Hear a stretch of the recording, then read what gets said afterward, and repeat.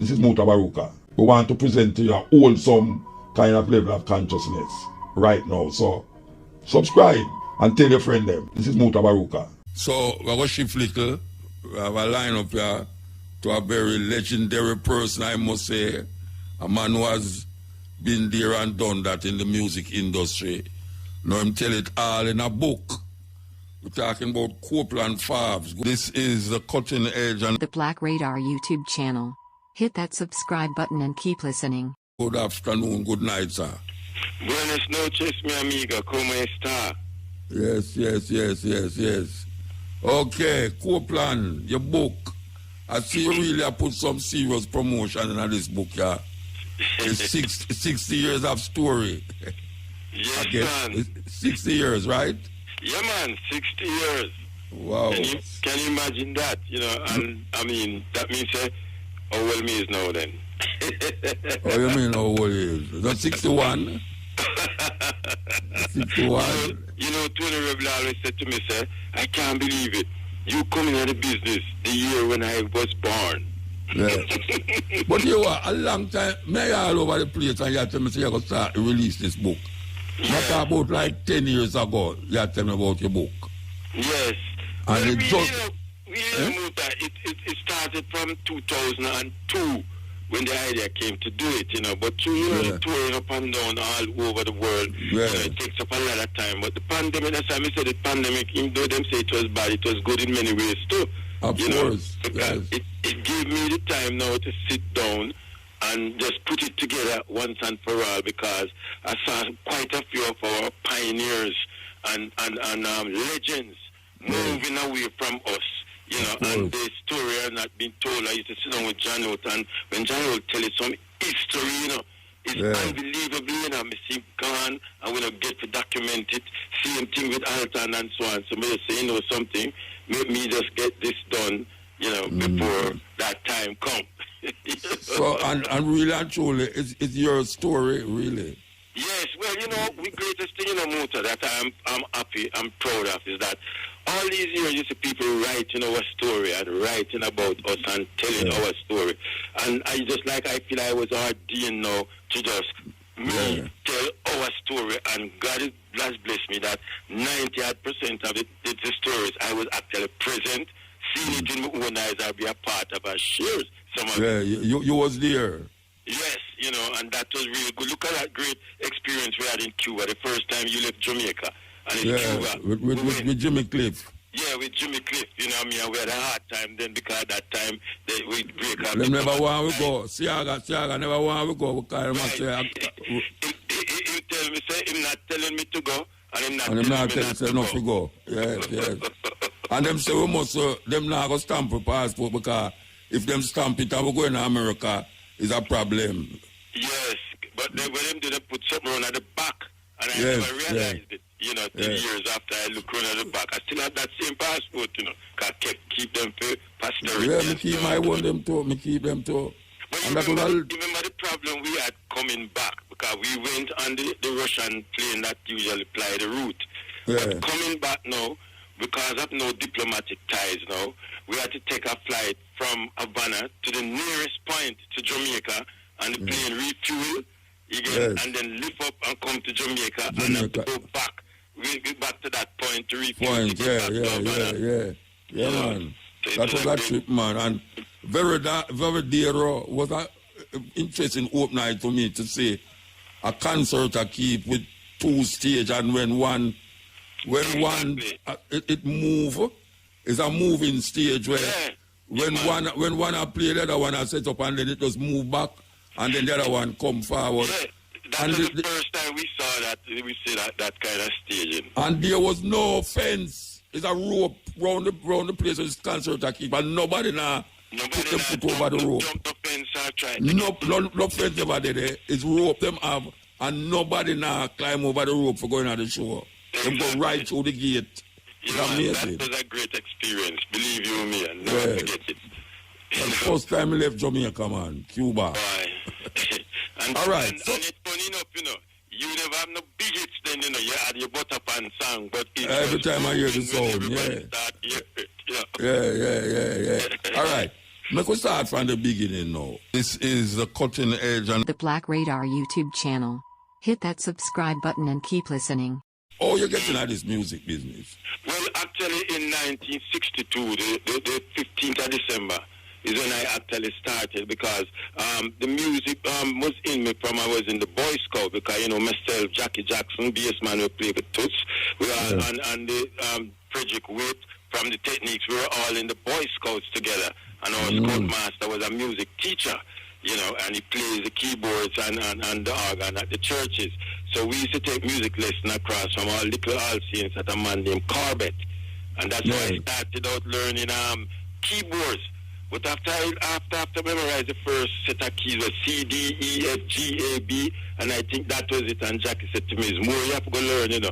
And I said, "No, boy, too much to remember." So I just quit from that, and I just went into dancing. I formed a group named the Harmonic Cats first, and then and then I shifted to one named the Coasters, where we were attached to the Mighty Vikings band because we joined the Mighty Vikings fan club. So we were the Mighty band playing like Sombrero Dingo Club or Flamingo Hotel. Boyima, remember Boyima don't have radio? Boyima, yeah, man. So that's where it actually started out. You know, so I moved from being a dancer, you know, then I went overseas in the 60s and I was performing as a lead singer in a band named Michael's Mystic in Rice Lake, Wisconsin. Hold on. You did that sing? Yes. Look at in the book, you're going to see some picture from that in the 60s. We don't skip through it, we don't read it fully yet. I skip through it, but really, Copeland Forbes did that sing, what, so you never make a record? Go in the chapter, we say in the beginning, in the first, and you will see all the pictures. So you never make no song? No, I was just a lead singer for a band named Michael's Mystics out of Rice Lake, Wisconsin. Well, that's what I'm interested to hear you on a record. What? By God, but that lead me to the Apollo Theater Muta, because after me get that, they tell me I get $150 a week, you know much flag shoes me could have buy them time there. My gosh, man, flags like crazy. Yeah. It was a great experience for me starting there. I said to myself, in that little town named Rice Lake in Wisconsin, I was like a star in the town. I go to a supermarket, them don't charge me for the food. I go in a club, them serve everything free. And because I was just about the only black person in that town. So I became like a star inside here, you know. So that was a big, if you go to page 39, you will see the picture with me on stage, man. Yeah, all right. So you move from them things, you know, how you get to really manage. Because you manage nearly all of the major actors in Jamaica. Well, you know something, Muta, the fact that I was in the Boy Scout, you know, I was a Queen Scout, you know, and I got the Duke of Edinburgh Gold Award, and I traveled with His Majesty, with Princess Margaret when she came here. So that exposed me a lot of training and equipped me for the world, how to deal with people and a whole. So that training that I got from the Boy Scout now was helpful to me now and became a training ground for me, and I joined 9 youth clubs during my youth days. So I started out in the entertainment business, and then I moved up now. The guy that managed the Mighty Vikings named Winston Chinqui, a Chinaman, and I tell you, when it comes to business, he's a very good businessman, and I learned a lot from him, from managing. And I just decided that, well, and the first group I managed actually was the Mighty Diamonds in the 70s. Oh, yeah? You know, yeah, when I came back to Jamaica to get them for a show for Ken Williams in New York at Hunters College. And I realized Tabby was in my Boy Scout troop at All Saints. You know, George was down at Boys Town, you know, and Bonnie was in Trenchtown, and I was living in Trenchtown. So it was like a reunion of my school friends. Full-time schoolmate them. Yeah, you know, and they brought them up to New York for Ken, and they did a fantastic job at the Hunters College, and then that opened up reggae acts now from performing in clubs and now going into concert hall. And then this guy that keeps these big shows at the Trinidadian guy at the Apollo Theater started to bring up Jamaican groups now. And what happened now, he brought up some acts, which was Lloyd Park's band, named Skinflesh and Bone. And yeah, man, I remember that, man. A little 14-year-old boy named Slide on Bar and Drums at the time. And Ranchi and Doogie were all in the band. And they were... Ranchi eventually played with Jimmy Cliff. Yes, right. Yeah. And then what happened now, the reggae section had Roy Shirley and Cynthia Richards and Al Brown, and the rest were like the Mighty Sparrows and things. So while we were there performing now, Don Cornelius, right, and Johnny Nash, who was then called the King of Reggae. It wasn't Bob the King of Reggae yet. Yeah. It was Johnny Nash because he was singing a lot of Bob's songs. Bob sang them, yeah. He was getting the airplays. He was getting all the airplays them on the Black Radio station and so on. So America now heard about this reggae, but nobody knew how to dance the reggae, how to do it. So Johnny Nash was going to be appearing on Soul Train, which was the biggest black TV show at the time. Music show, yes. Yes, so we were at the Apollo performing, and Don Cornelius and Logan Westbrook from CBS, and Don Cornelius and Johnny Nash. They all came over and watched the show, and when we were finished, they came back and said, we'd like you guys to come. And then Fitzbartley, remember G. Fitzbartley, that journalist? Oh, you remember, man. I'm still living on Middle Lane. Yeah, he was the one that was instrumental in getting us there, and then they flew us to California, and then we performed on Soul Train and tear it down, and then become a regular dancer there every week, flying from New York back over to California to do the Soul Train. Yeah. That's very interesting. All right, tell me something now. Look, we skip, go right through, because name some of the artists them in the book where you usually manage. Oh gosh, he's a king now. It's easier to say the name who I never. Because it talks about the journey and my experience with people starting all the way back from 1973 when the Wailers came into New York, minus Bunny Wailer, who had left from the first UK tour, right, to support the Catch a Fire album, and after the end of the tour, he left the group because of some differences and things that he put forward. Same now flying on an Iron Bird. Well, the Iron Bird talk became a big thing around Jamaica, but it wasn't mainly that. It was some other things like didn't understand tour support because when the tour done, him get a financial statement from the company. Oh, him can't owe the company and not the company work. It's him work. So it's the company should have pay, the record company should have pay him, but he didn't understand what tour support means. So every tour you get a financial statement to see how much money you spent on you and all that stuff, So that was one of the reasons that I never go. Yes, and then so you said the Wheelers, and then who else? Yes, that was the Wailers. Then I worked with the Mighty Diamonds. Then I worked with Sly and Robbie. I managed Dennis Brown, Master Griffiths, Luciana. I worked with Chakademus and Pliers, Frankie Paul, Yellow Man. Let's put it this way. I worked in 10 different capacities, not just as management. As manager, road manager, tour manager, booking agent, name every aspect of it that I am associated with most of the acts them. And I'm proud that I got that opportunity from them. You was one of the manager them when Peter called Damager? Yeah, Peter called everybody. He called Sly and Robbie, Fly and Rob me. Me hear him one day say, say Copeland Damager, Yeah, then he called all the managers Damagers.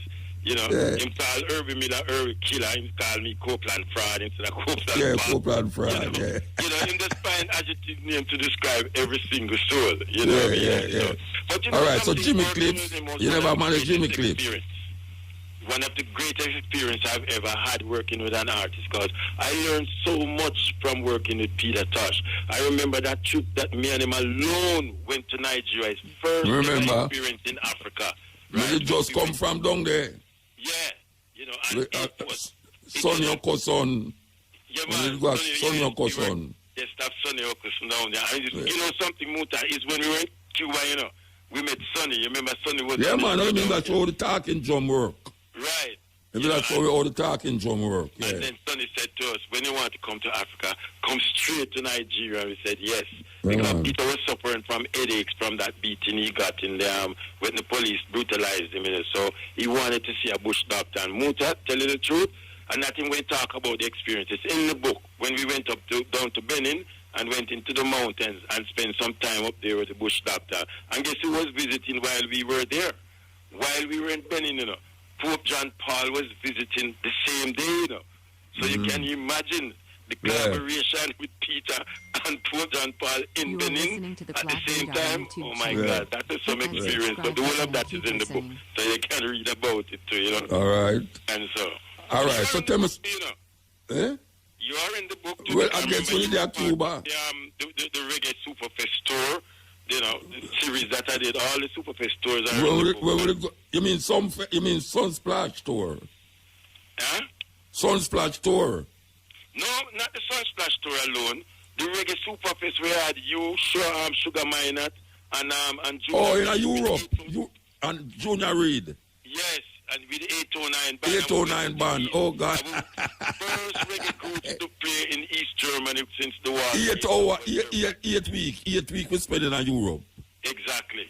And East Germany. Playing in East Germany for the first time. Well, I can tell you something, Copeland. When there was a club in East Germany, you see, when we go in there and I see the punkhead youth, them in them leather shoes and them chain and them ears stand up stiff in them head, and them are singing the tune, them, I say, wait, where the blouse and skirt are going there, so. And that was East Germany, you know. That was before the wall did go down. Right, that was Yeah. East Germany. You can imagine that. And we had to give engineer Chris, kudos. Because the equipment that they had over there, when they look at it, I said, Chris, we will start, and Chris become a technician. Some dinosaur equipment. Yeah. It's equipment from way back. Yeah. But it was a great tour that, you know, for us, man. And I continued that series for about 7-8 years, because you did about the third one, you know. Yeah, man, we do. At 8 weeks we spend in there, you know. 8 weeks we spend in Europe, you know. It was a fantastic run and great experience, man. Very great experience. All right, so who published this book now? Who published the book? Well, the publisher for this book is Down Sound Book Publishing. As a matter of fact, That's a Joe Bogdanovich. Yeah. When the book was finished, Joe Bogdanovich just opened up his book for his book publishing company. And he said he and Clyde Mackenzie approached me. I said they wanted to make my book be the first book for the company. And I said I was aiming to go to overseas, you know, to go to a main a publisher. Book, yeah, you know, because Jay-Z had just opened up his book publishing company. But I'm being a patriotic man for my country, you know. I said, you know, something, let me be since the first man to write the own book from your own country. Let me give our countryman, you know, the work, you know, the opportunity to publish this book, you know. And then Joe jumped on it, and he was very excited about it. Everybody's excited, and I must say kudos to the great Clyde Mackenzie, who I learned so much from doing this book, because he was able to, I write the stories and he was able to turn them, transcribe it, interject the right things in the right manner and sequence them and put it in such a way that I learned how to tell a whole chapter in 4 words. Yeah. What I mean, you know. So it was great working with him and the team and Marcia McDonough and Maxine McDonough, and Maxine is 910, and Daniel and the whole team was great working. I tell you, thanks to the pandemic, you know, because that gave us the opportunity to just sit. I was sitting up at night till 5 in the morning, you know, doing the stories, because you know, it's me have to tell the stories and put them together. Of course. You know? Well, you see me with that, you know, with cutting it and stepping ways, there's a book that some Austrian youth come say they want to do a book out, right, after them do them thesis. And we have to sit down and make sure say everything we're in there is what me want put in there, you know. They don't understand the point them, so it will come out too, so we're going to have another book come out from Jamaica again. I just want to make the whole music world and everybody who's listening to you know that it's not a book that you just write about people and them private life and them things. I was never into that, and we're not ditching on no one. But we have to tell the story of some of those who have made great errors. Some people might read it and didn't want this, don't want to talk about them or this, don't about them. But we have to tell the story so the young ones coming up don't go and make the same mistakes again. Especially artists who take deposits from promoters, you know, and don't go and then don't return it. It's a bad impression on the rest of us. So the stories are being told so people can learn from. It's like an encyclopedia that you can go and make referral to to understand how a tour is done, or how what artist management means, and how when you're on tours around the world, or what you do, what the do's and don'ts of traveling around the world representing your country. You know, and I'm proud that God has blessed me with this memory that I could remember all the way back to the 60s.